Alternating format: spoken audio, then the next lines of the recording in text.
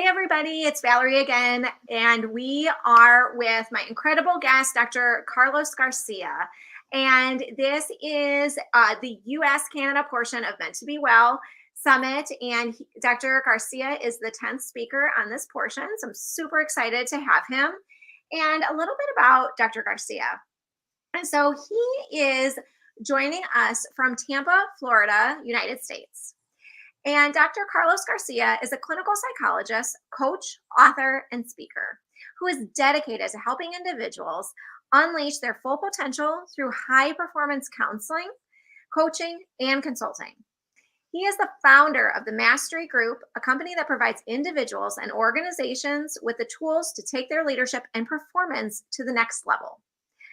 He is also the founder of Tampa Counseling and Wellness, a private practice that provides therapy and wellness services to individuals looking to positively transform their lives. Dr. Garcia received his doctoral degree in clinical psychology from Nova Southeastern University and completed his residency at Rutgers University.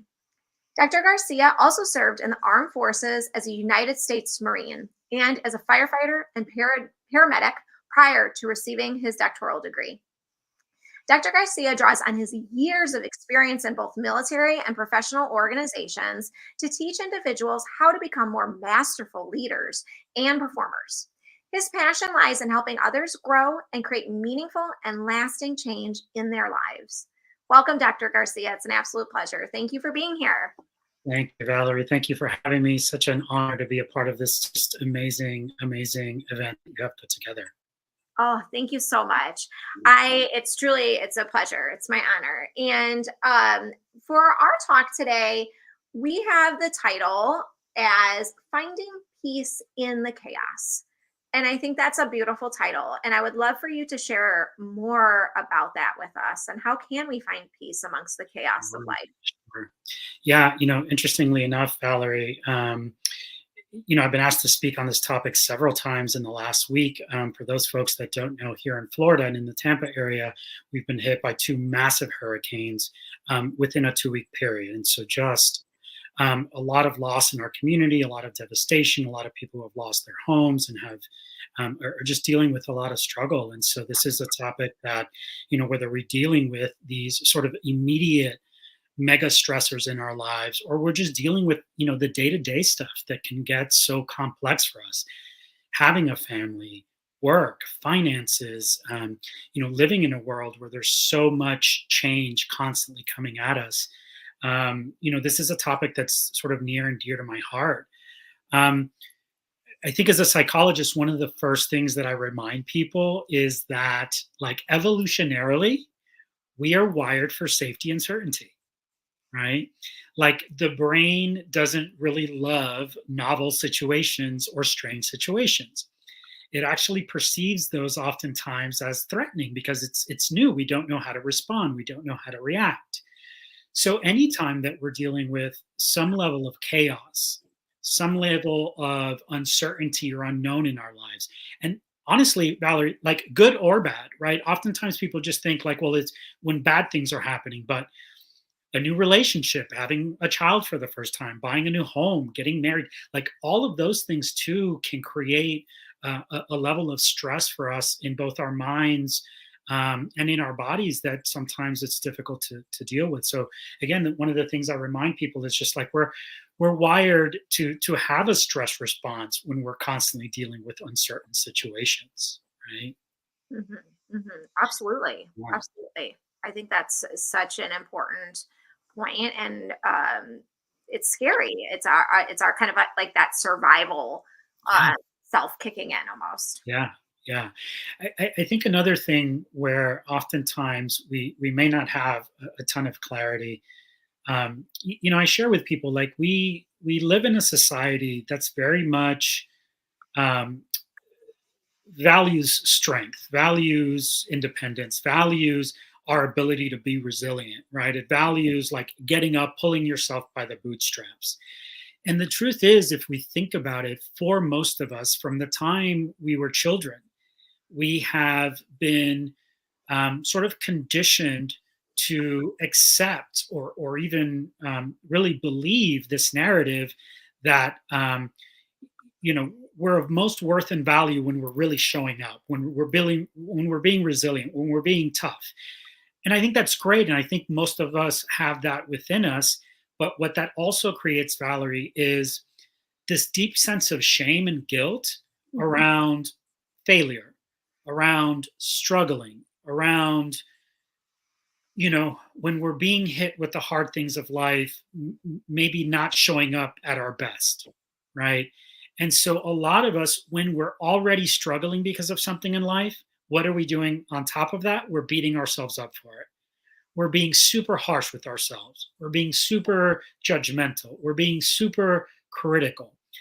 And the reason that that's so problematic is because we're already going through a hard time, and then on top of that, we're like, just our ego is taking such a shot, um, and we're just creating more inner tension within ourselves because we're not able to give ourselves a little bit of compassion and grace. Mind you, the compassion that we're so quick to give others in our lives, but are not able to give ourselves, Mhm. right? Mhm. Absolutely. We're our own worst critics so many times. Yeah, yeah. So for a lot of the sort of clients I work with, or just when I'm giving talks, one of the first things that I remind people is like, this is such an important time to give ourselves grace, right? To just normalize the hard experience that we are going through, right? And just that little piece alone, right at the beginning, helps to take that initial edge off, that initial expectation that somehow we're supposed to be different than how we are in this moment, Yes. right? It's this really sort of just like forgiving space to be like, yeah, this is feeling hard for me. This is something I had to do here in the last weeks. We were out without power for 5 days. I was still having to manage making sure that my practice was okay, my employees were okay, that the community was okay, that my family was okay. And sort of a few days in, I started to feel irritable. I started to feel just kind of overwhelmed. I could definitely tell the tension in my body, Yeah. turning to foods that I don't probably normally eat in ways that I wouldn't normally eat them. And it was just this cue, right? It was this moment of like, oh, you too, Carlos, are not Superman. Like, you too are feeling overwhelmed. You too are feeling a little insecure, with all of the uncertainty that's happening right now. And so just giving myself that space was just so welcoming, right? To just acknowledge what was going on. Mm. Yes, I think that's so, so powerful. And to be okay, leaning into that discomfort, leaning Yeah. into the fact that we're not, like you said, Superman. We're not Yeah. Superman, we're not Superwoman. It's okay. Right. And I think that it is so timely. And I'm I've been thinking and praying for you guys in the storms Mhm. of the hurricanes, and it's been a lot. And there's seasons in our lives, there's seasons that there's storms either physically or mentally, and so much of the time it's community that brings us together. I feel like for Yeah. me, like it's we need other people to help lift us up and to support us, whether that be the storms of physical life or Yeah. the storms of our own minds sometimes. Yeah, so well said. One of the sort of big questions posed to me as a psychologist over the last week, right, is like, when we're undergoing all of this chaos, when we're under such high levels of stress and tension, what are some of the things that we can start to do to alleviate that? Mhm. And just as we're wired for certainty and safety, we're also wired for connection, right, Yeah. Valerie? That's what you're talking about. We're wired for community. We're social creatures. And that is one of the first places where we can start to feel a deeper sense of being seen, understood, and right, having reflected back to us that where we are is absolutely okay. So, one of the first things I tell people is like, where can you start to just reach out to folks, right? Where can you connect with your local community, with your family members, with friends? Um, not only in being a space for them if they're going through something, but to have that space equally for you. Um, Oftentimes people will tell me as a psychologist, like, what is that thing, right? What's the thing that people come to you for?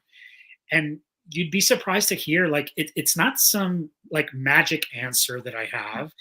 It's not some, one of the techniques that I was taught in grad school. It's truly just being this other human being that's sitting in a space of non-judgment to hear your story.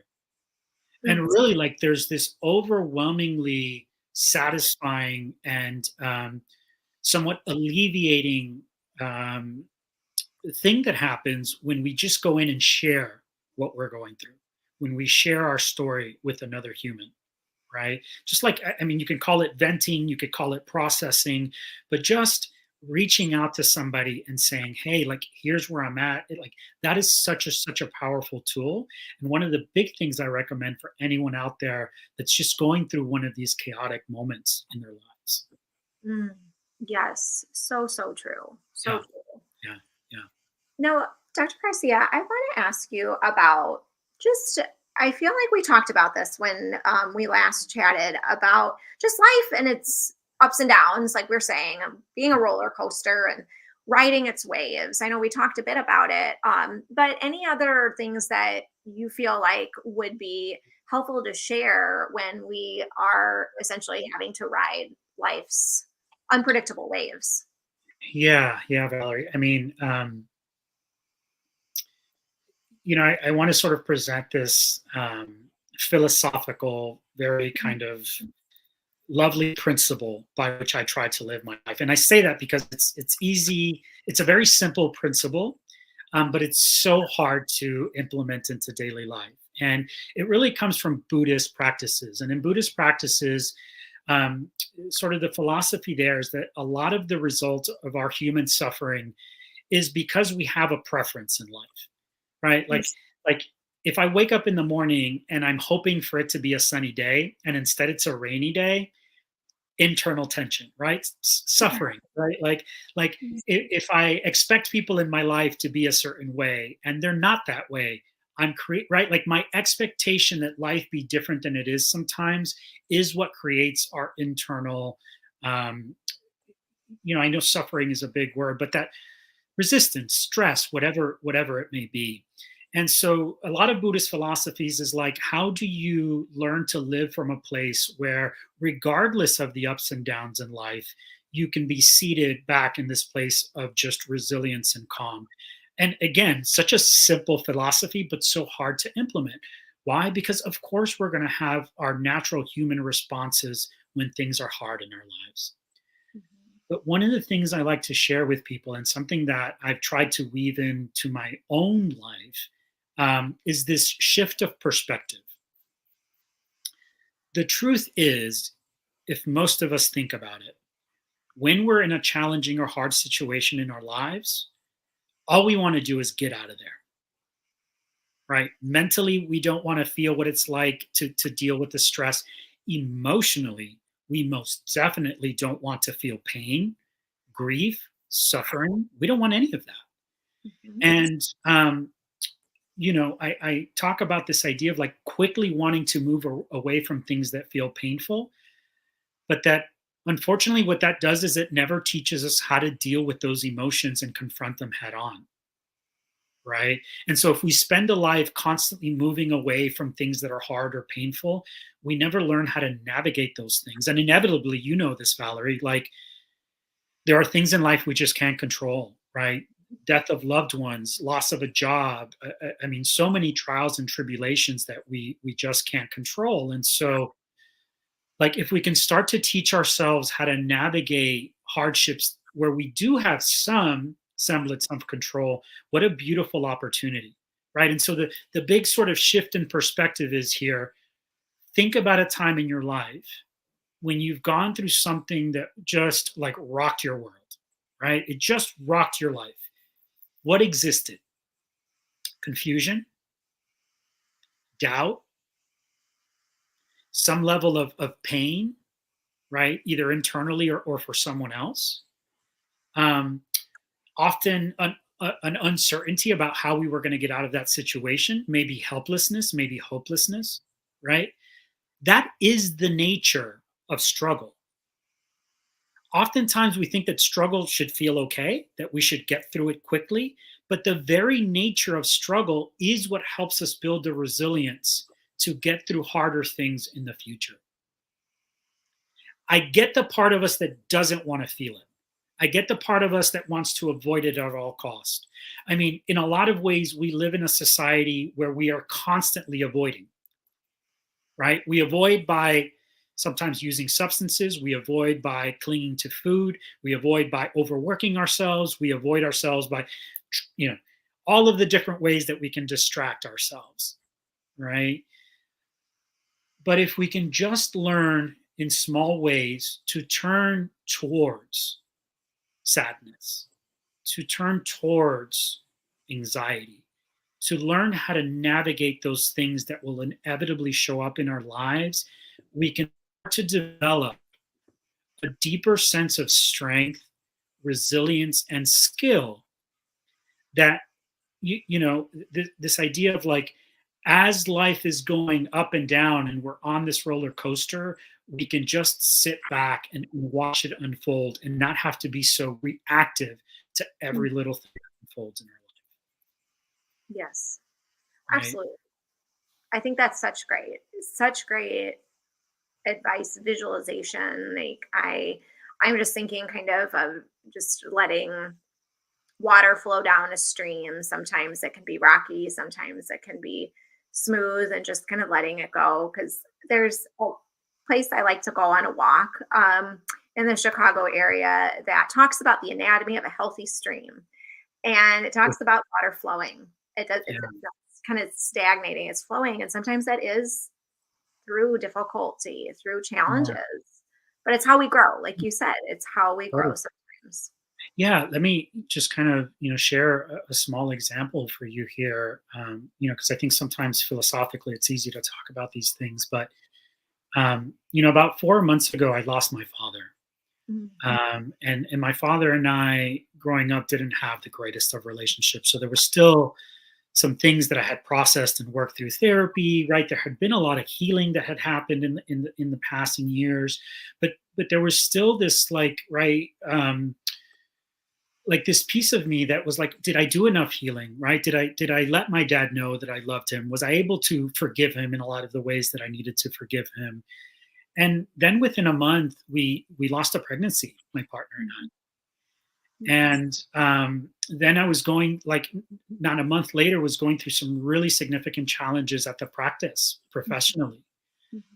Now, I'm not talking about, I just kind of sat like the Buddha and let these things unfold. No, there was pain.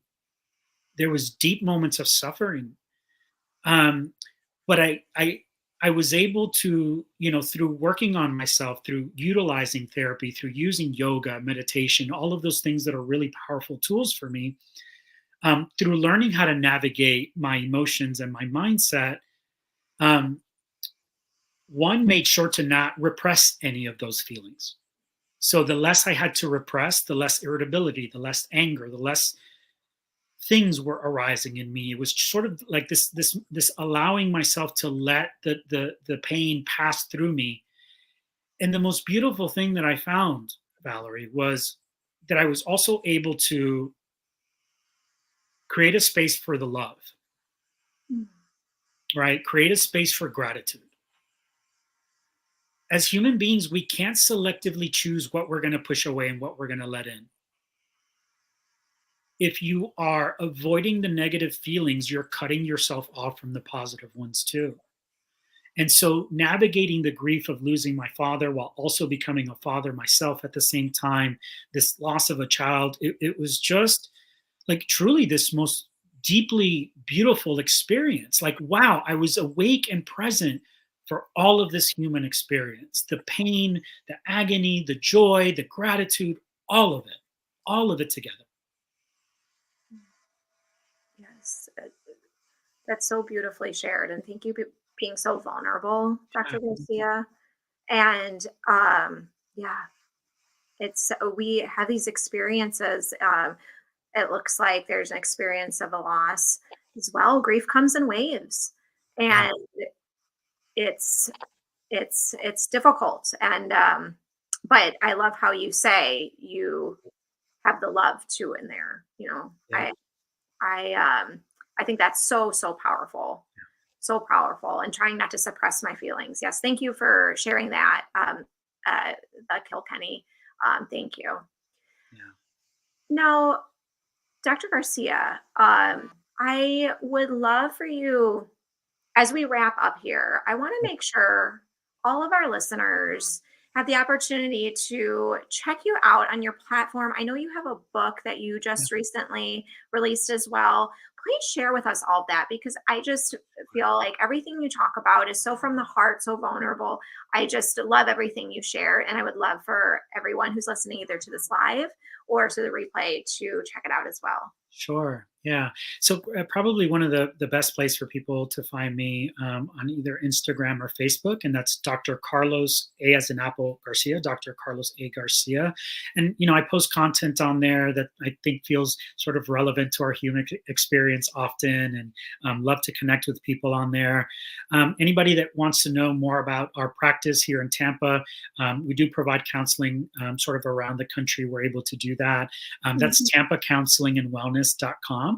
And so, there's a lot of beautiful clinicians that work with me there in that space. So anybody that's looking for that. My book is called The Unseen Journey, Awakening Curiosity and Trust in the Corporate World. And I think you and I talked about this briefly, Val, but it's really sort of bringing some of the psychological principles that I've used with clients over the years into the corporate space, sort of letting leaders and, know that there's this like really powerful process that can unfold that's very valuable to us when we look inward and reflect and see, why we're wired the way that we're wired. And soon, the website's not up just yet, but you'll be able to go to drcarlos.com, sort of find some of my stuff around consulting and speaking, if you have an organization that can, value from some of the things we talked about today. Mm. Thank you so much, Dr. Garcia. I love it. I love everything that you're sharing. And as we wrap up here, is there anything you'd like our listeners to take away for the rest of the day today or their morning that you'd like to share? Yeah, honestly, it's right. It's okay not to be okay. To remember that we're all human. None of us have this thing figured out. We're just trying to navigate it as we go. And if we can just learn to show each other a little bit more love and a little bit more compassion, and just give each other a little bit more space as we're all figuring this out, it would be so much more beautiful and loving a place to live in. So just love each other, be there for each other, and let's continue to do our inner work so that we can show up that way. Mm, absolutely. Thank you so much. I love Thank that. you. It's beautiful. Thank you so much. Well, thank you everyone for the comments. Thank you again to Dr. Garcia, and definitely check out all the information that he talked about on his platform. It will be all in the show notes as well.